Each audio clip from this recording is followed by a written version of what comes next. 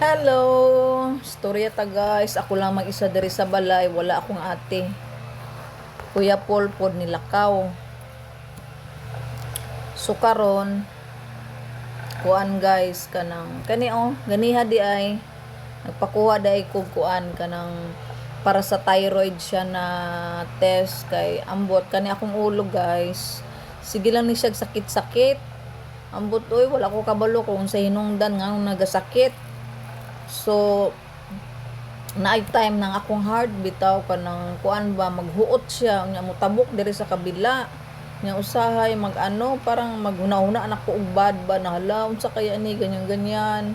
Tapos hirap din kasi akong makatulog o alam mo yung yung makatulog man ako parang nap lang tapos gigising agad ako mga madaling araw or at saka para bang takot akong matulog parang gusto ko yung palagi akong gising.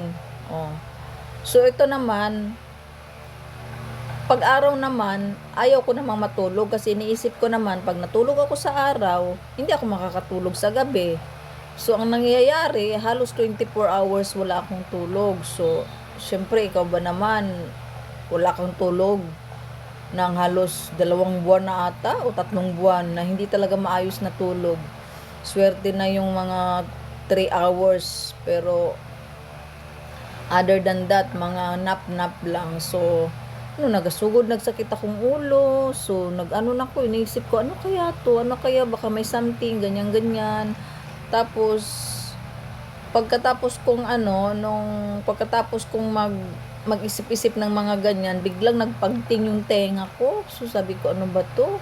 So, para siyang dito, So, hindi naman talaga ako high blood. Low blood talaga ako. Pero dahil nag-panic attack ako, nag 180 over 100 yung blood ko. So yun, nasugod ako sa ospital. So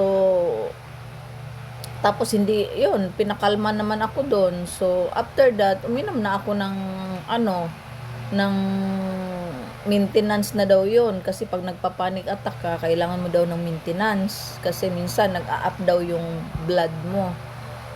So ngayon naman, nung iniinom ko yung maintenance, yung mga ugat-ugat ko sa ulo, parang gumagalaw.